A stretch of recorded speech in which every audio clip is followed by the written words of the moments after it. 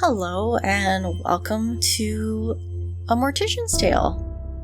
This is a game that was made as part of the death positivity movement, and what's meant by that is in the US culture and in culture of the UK, and I think largely of Europe, which is where most of my subscribers are from.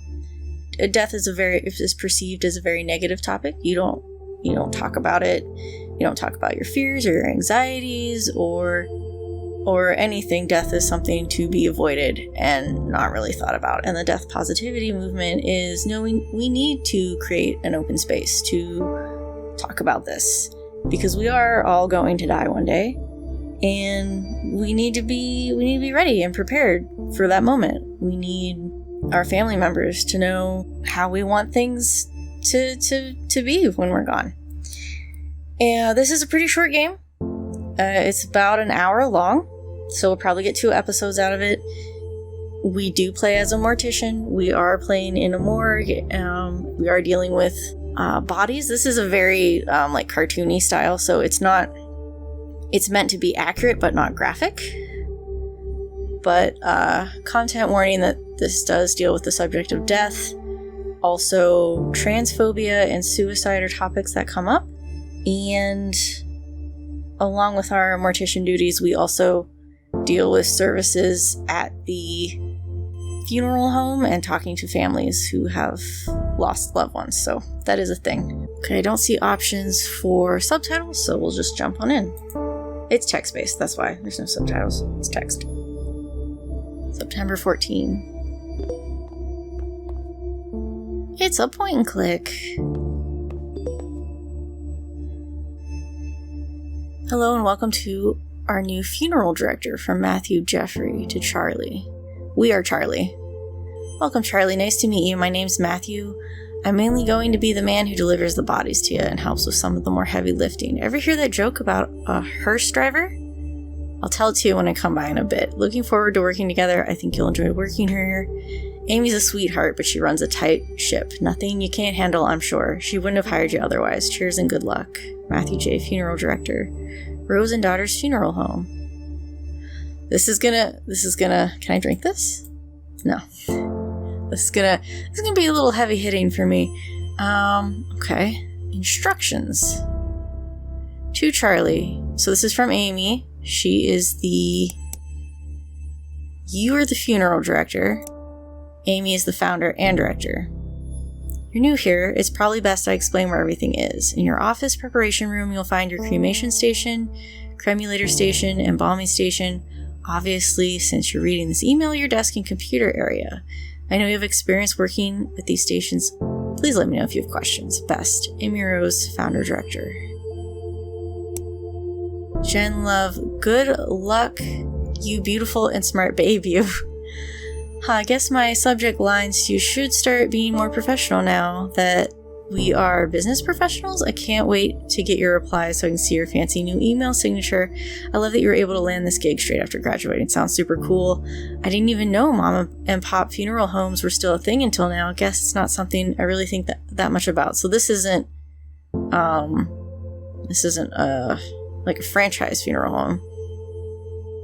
I should look more into this, learn more about your world and industry, because as I said, you're now a very serious professional. Speaking of being a professional, my museum gig is amazing. I can't believe somebody paid me to move to London, and not London, serial killer capital of, not London, Ontario? Serial killer capital of Canada, to work in a museum. Like, take that, everyone who said I couldn't get a job with an art history degree. I'll tell you more about it when we Skype. My stories require you to see my face, and that you hear my excellent British accent impersonation.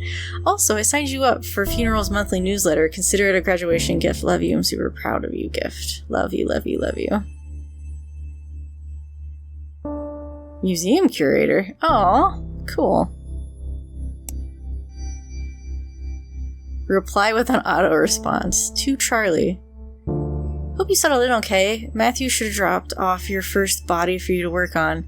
He said you were really friendly. He's glad to have someone young and lively to work with. You'll get used to the sense of humor. It's like everybody talks about this so casually. You've got this Zen music in the background. This is a very calming color palette, so I appreciate the Zen vibes that we're getting.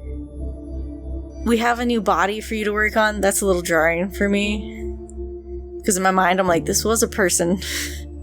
And I'm sure that's standard. That's fine. That's just me getting used to this.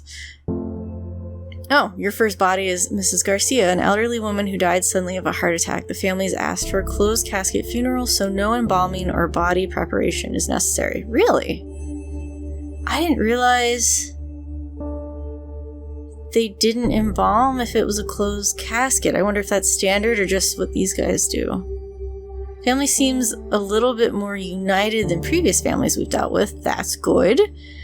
Strange how grief affects people differently. Perhaps having more time to say goodbye makes things a bit easier, if that's possible. That being said, although you will not be embalming Mrs. Garcia, I do think it's important to take time to clean her body. No one's going to see her body, but I like to encourage my funeral directors to do this out of respect for the deceased and their loved ones. You'll find Mrs. Garcia in the prep room. Talk soon.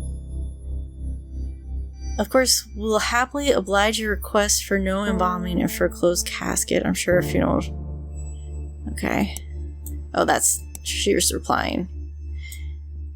We're happy to be with Rosen Daughters for my mother's funeral. We understand there are usually procedures that must be followed in these situations. If you could kindly not embalm my mother. Okay, so I guess they do, but she's just saying just don't do it. She's requesting not to do it. Okay. We'll proceed with a closed casket for the service. I know she wouldn't have wanted her death to have any negative impact on the environment. Since she fought so hard to beat her heart disease and to live healthily, it would be a shame to have her final moments be counter to the way she lived. That's cool.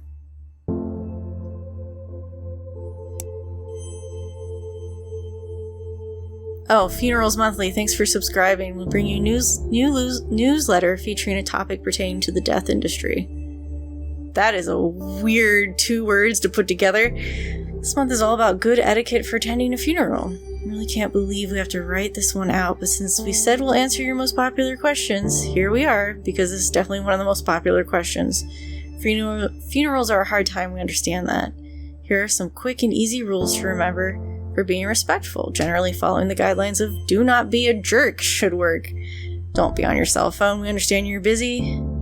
But this is a time and place to disengage. You have to be on your cell phone. Don't do so inside the funeral home. Don't be loud and obnoxious. You can share happy stories.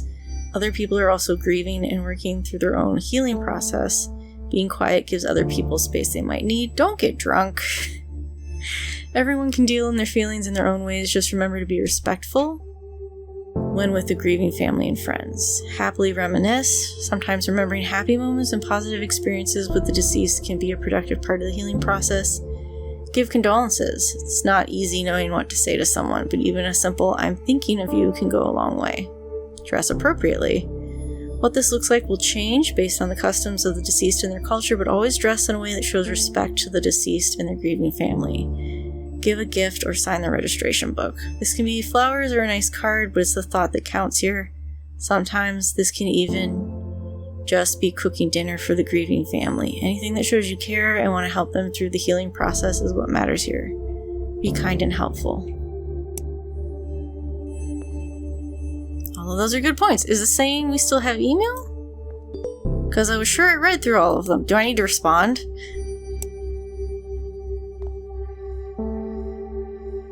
Okay, I don't know if she was there before.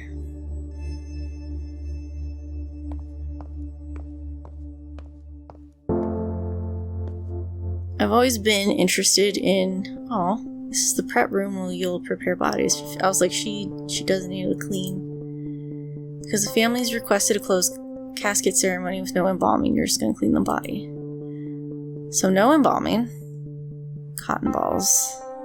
Lotion? Oh, click on the sponge. I was like, what am I supposed to be doing? That is a spongy sponge. There's part of me that wonders if I should have... Because I've always been interested in, like, medical stuff, but being, like, a doctor and doing things on a live person would freak me out. And so there's part of me that's like, maybe you should have been a mortician, but then with my depression, I don't know if that would help or make it worse.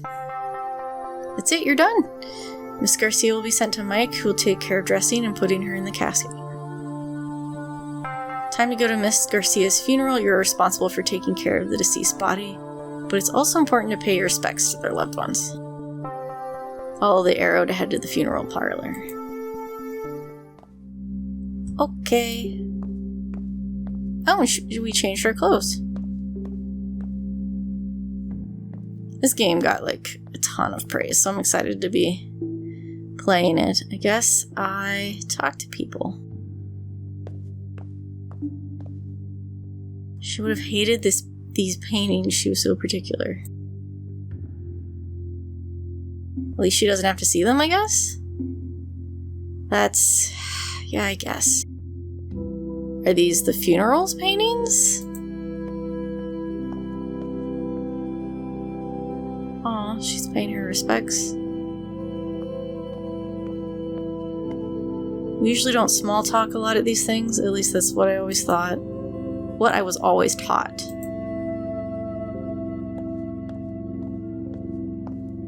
I hate wearing pantyhose, my legs are so itchy. It's always so cold in these funeral homes. I think I might actually miss those sweaters she used to knit for me now. Aw.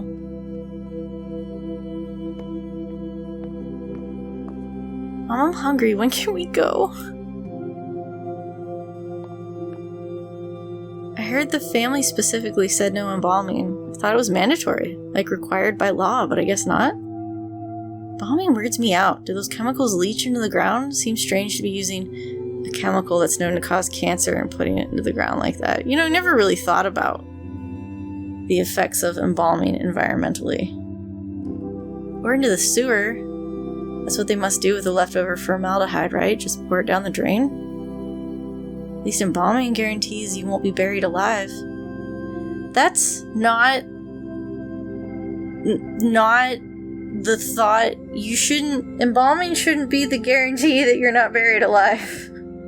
That shouldn't be where the line is. Stop it, don't make me laugh right now. I guess we're done.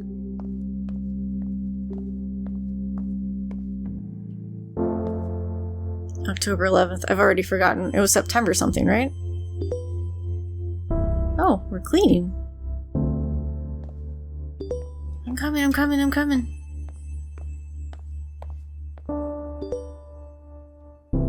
I'm so frustrated right now. Okay, let me explain this in a bit more detail.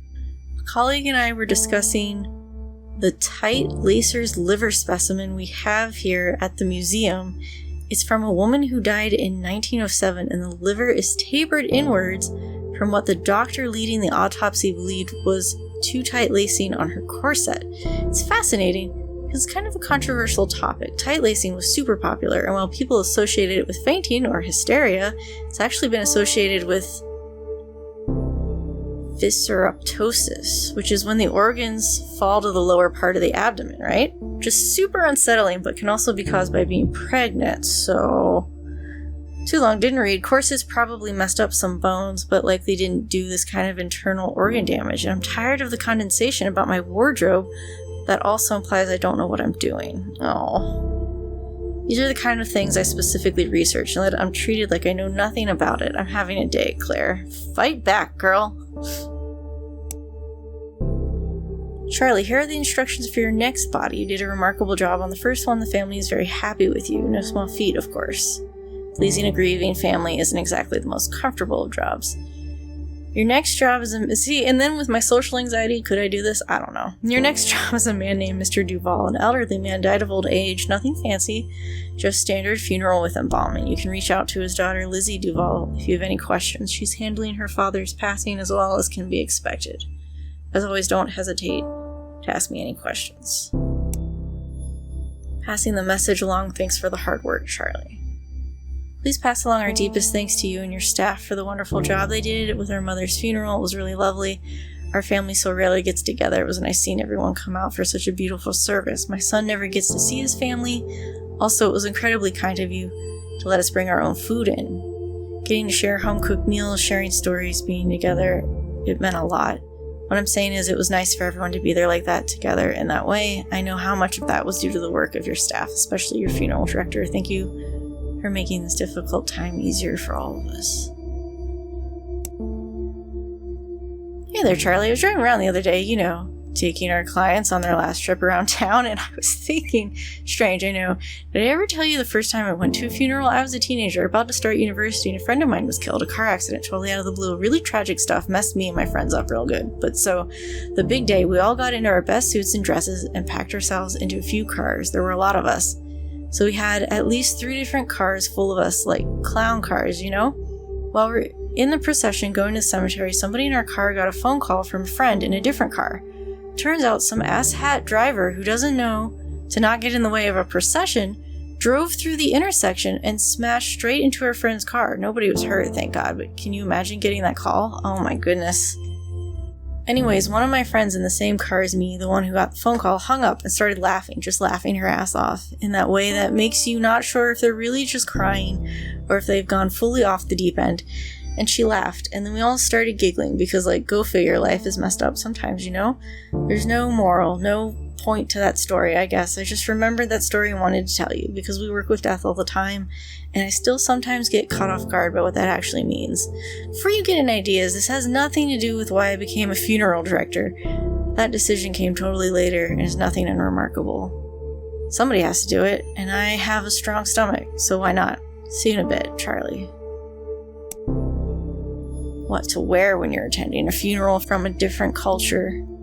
We all know everyone wants to be respectful at funerals. Don't talk too loudly, be kind, smile, refrain from making inappropriate jokes, at least around the grieving family. Sometimes some people do need a little bit of a pick-me-up during such hard times, but who are we to judge?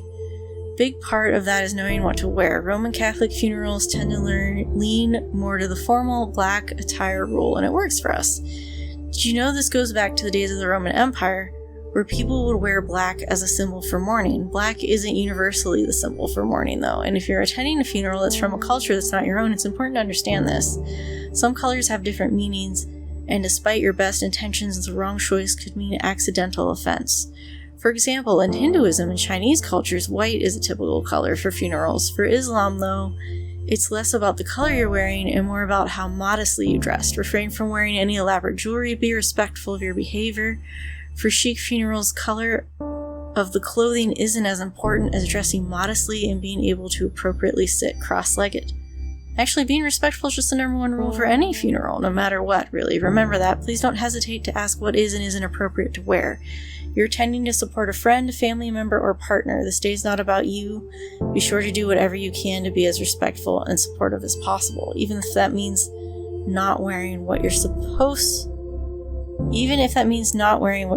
to be wearing at a funeral, even if it just means asking how you can appropriately show your respects.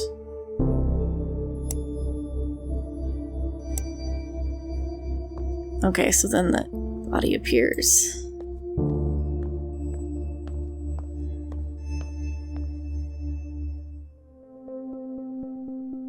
Traditional burials typically require embalming, which preserves the body, prevents it from decomposing as quickly. Unless the family requests otherwise, all traditional burials will use embalming. So we're going to clean first. I don't like the sponge sound. It is weird.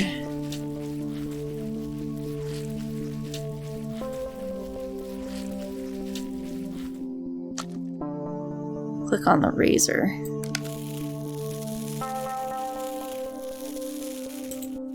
I didn't think about shaving be a thing. In order to break rigor mortis, you have to massage the body. Really? That works? Okay, I can drag. I don't have to click.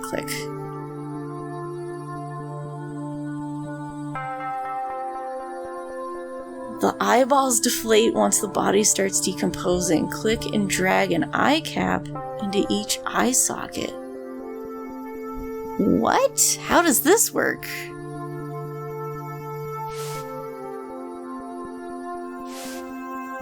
Oh, so you close the eyes and you put that. Oh, okay. You need to keep the eyes shut. You need to glue them. Cause when, okay.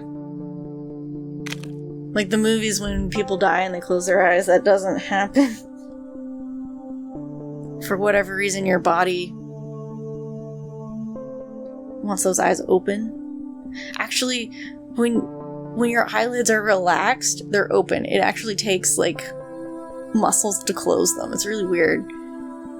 The mouth sags and hollows once the body starts decomposing. Click and drag a cotton ball into the mouth to give it shape. Really? To keep the mouth from opening, you'll need to suture it shut. How? How do you do that without anyone noticing? Huh. There's part of me that's like...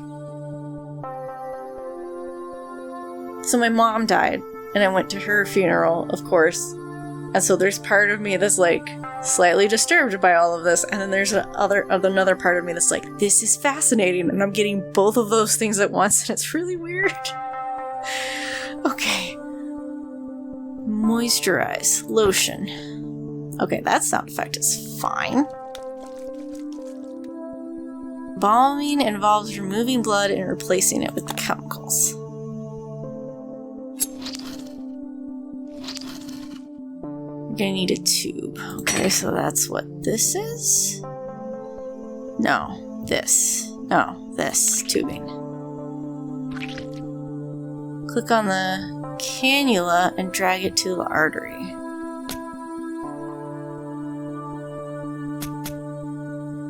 And then connect the embalming machine.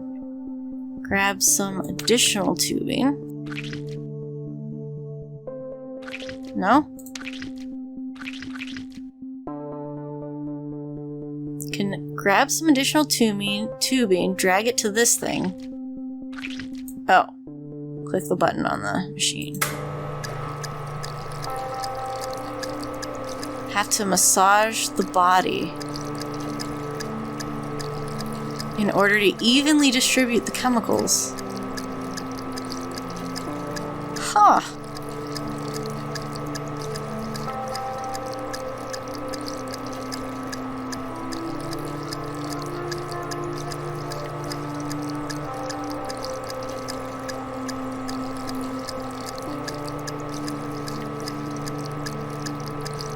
We just keep massaging.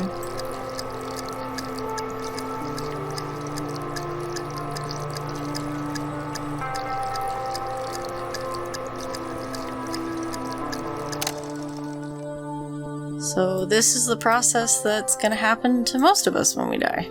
Oh, I need the needle. Can't just close it with my hands. You need to drain the organs of any remaining fluids.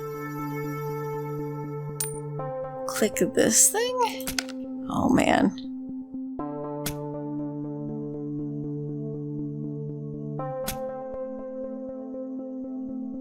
I might have to actually see all this in person and know if I can handle it. Because like I said, part of me is like imagining my mom on this table, and part of me is like, this is fascinating. Take care of Mr. Duval's makeup. Oh, they'll take care. Oh, I wanted to do the makeup. I wanted to make him look nice. Okay. What is that? Is that the embalming? It just looks like a pot.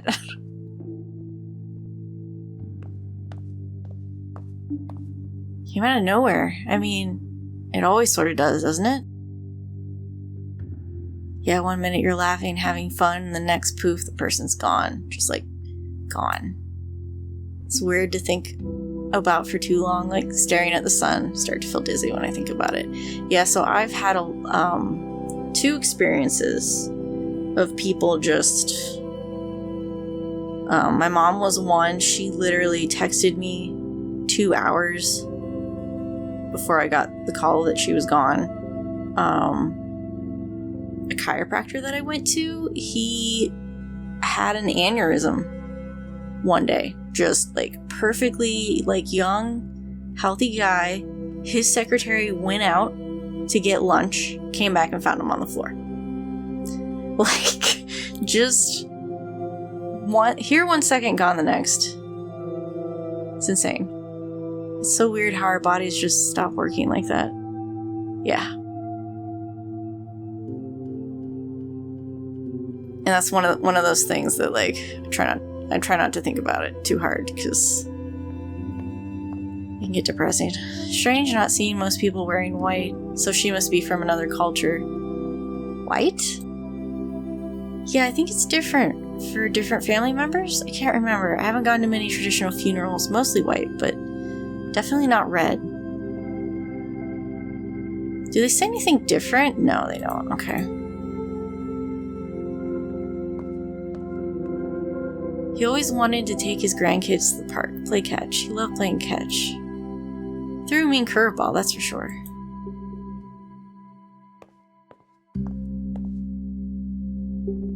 I like that she pays her respects. That's nice. She's not really interacting with them. I almost feel like we're just eavesdropping on these families' private moments. More cleaning. Oh, this is the crematory.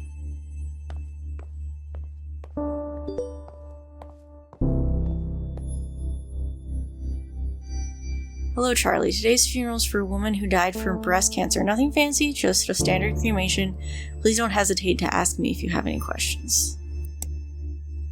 Passing on a love you thank you note. Thank you for the wonderful evening you and your staff put together for my father's funeral. He wasn't always an easy man to get along with, but I'm glad to have seen him off in such a kind way. Meet cutes for death-positive cuties? I was doing some reading. You know, you hate when I try to give you dating advice, but hear me out. There's this dating site that's specifically for people working in the death industry, so maybe I'm a little worried for you. You haven't mentioned anybody new since the breakup of 2014 that we will never speak of again after this moment. Wow. But you're always saying how tired you get of people being scared to ask about your day, so maybe meeting somebody in the industry isn't the worst idea. Just promise me you'll consider it, okay? It's harder for me to make sure you're being sunlit when I'm all the way across the ocean. I know you look like a babe with pale skin, and witchy gothy aesthetics are super hot right now, but vitamin D is still a good thing. Mom ran over, and we're gonna try it out, because turns out people get super scared off when you tell them you work in a museum filled with dead bodies. Do you know how not interesting other people find teratomas? I don't know what that word is. What is a teratoma? Hold on. I will look it up. Type of germ cell tumor that may contain several types of body tissue. Are you in a museum? It's a pathology museum of weird diseases? I mean, yeah, that sounds weird. I'd take a look at one. Charlie, I didn't know we were this weird to outside people. I've been spoiled by having a best friend who's as much as a weirdo as I am. I love the dynamic between these two. I love it. Miss you, let's grab a bottle of wine on our next Skype date. That is so cute. You sign up for Dead Meat. Isn't that the best name for a death industry dating website? Tinder rules apply. You have to like me if you come across my profile or whatever. I'm not sure how it works just yet, though. Is death meat a real thing? Not that I work in the death industry, but, you know, is it a real thing? Nothing pops up, so it doesn't look like it. It looks like this game was released in 2017, so a lot of these video games date themselves by their release date. That's not always the case, but it's possible. She hasn't dated in like 3 years. Just out of curiosity.